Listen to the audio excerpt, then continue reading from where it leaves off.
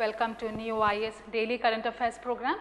And today on the 10th of March, the topics that we would be discussing includes your SUVIDHA sanitary napkin, Udhyam Sakhi portal, passive euthanasia, antibiotic-producing bacterium, Karnataka state flag, and I-Metro.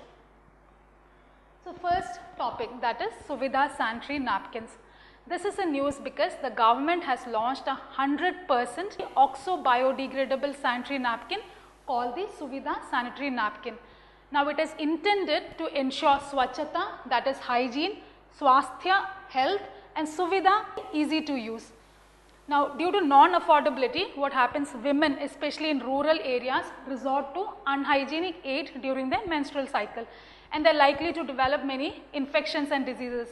For example, your fungal infections, reproductive tract infection, and in certain cases makes women vulnerable to infertility.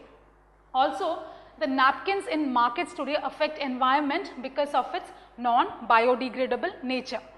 So now what makes this sanitary napkin different is that this SUVIDHA sanitary napkin has a special additive added. After the napkin is used and disposed, this additive reacts with oxygen and makes it biodegradable. Now this is going to be available in all Jan Aushadhi Kendras of the country by your World Menstrual Hygiene Day, which falls on the 28th of May. Now we move on to Udhyam Sakhi portal. Now this portal was recently launched by the micro, small and medium enterprise, and it would specifically cater to the needs of budding women entrepreneurs. Now this is a voluntary mentorship kind of program wherein experienced women professionals will nurture entrepreneurship and create business models for low cost products and services, thereby empowering women and making them self-sufficient and self-reliant. Now the idea behind this, women are more comfortable and at ease when they are handheld by other women. Now these mentors could be anybody, social entrepreneurs, retired business women and senior executives, etc. Now this Udhyam Sakhi portal is going to benefit around 8 million women who have either started or are running their own businesses and playing vital role in the growth of Indian economy. The third news, passive euthanasia. Now the Supreme Court yesterday declared passive euthanasia and the right of persons including the medically terminally ill to give advance directives to refuse medical treatment permissible. Now before we move on to the details, let us discuss the terms related to them first. So what exactly is euthanasia? It is intentionally ending a person's life such that the patient is relieved of his or her pain and suffering. In some places it is also called assisted suicide. And now there are two types of euthanasia. First is your active and then your passive euthanasia. Now active means taking specific steps to terminate a person's life. Example, giving a lethal injection. Now whereas in passive euthanasia, medical support is withdrawn which would otherwise help the patient survive. For example, disconnecting a feeding tube. So please note that the Supreme Court upheld that the fundamental right to life and dignity includes the right to refuse treatment and to die with dignity. The judgment has come out in the support that one has fundamental right to a meaningful existence and the choice to die with no pain and suffering. Now the judgment has allowed the living will made by the terminally ill patients for passive euthanasia.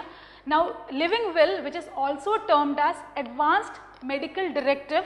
Now this is a will issued by the patient that once he or she becomes terminally ill, no medical assistance be given in future and thus end life thereby respecting the dignity of the person. So this judgment is quite comprehensive in the sense that it provides specific guidelines on how to test the validity of a living will, by whom it should be certified, when and how it should come into effect, how not for passive euthanasia would be granted by the medical board, among many others. So the judgment also covers a situation when there is no living will and how one can approach for passive euthanasia.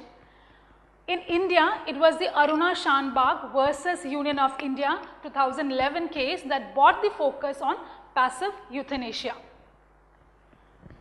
Next, we move on to antibiotic-producing bacterium.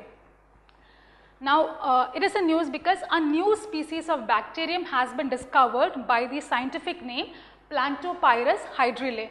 This discovery is important in the sense that at present there are a lot of diseases which are becoming resistant to a majority of known drugs, and it is believed that this bacterium may provide a solution to this problem. Also, the bacteria would be able to clean up ammonia waste, which is a growing environmental concern. And for your prelims, please note this property of the bacteria, that this treatment of ammonia waste by this bacteria for environmental treatment. So, and please note the bacterium is also called Anamox, which is an aerobic ammonia oxidizing bacteria. We move on to Karnataka state flag. Karnataka government has unveiled a state flag, and if centre approves, Karnataka will be the second state having its own flag. Currently, we have only Jammu and Kashmir which has its own flag. Now, this Karnataka flag, the proposed flag, is a tricolor flag which has the state emblem in the center. The state emblem, as you can see, in the center you have a picture of Gande Barunda. Now, aspirants, please note the fact that Gande Barunda is a mythical two-headed bird which was the emblem of Wadayar kingdom in Mysore. Please note Wadayar kingdom in Mysore, which was later adapted as the emblem of Karnataka. Please note this important fact that it is the Union Home Ministry that validates the recognition of state flag, in this case Karnataka, and the state has no power to announce its own state flag. And we move on to the last news for the day, that is iMetros. The Union Housing Ministry has launched the iMetros, which is an association of all India metro rail companies. Aspirants, please note it is the Union Housing Ministry.